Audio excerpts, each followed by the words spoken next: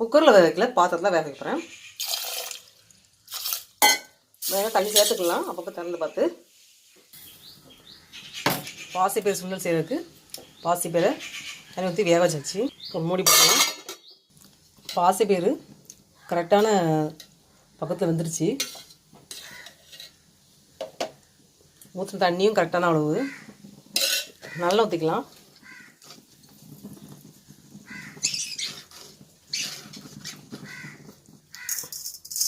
கடுகு,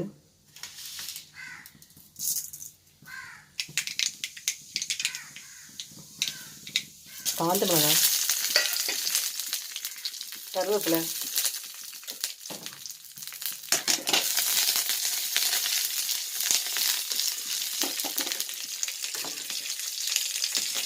பாசிப்பயிறு சுண்டலுக்கு தேங்காய் போட போகிறது கிடையாது.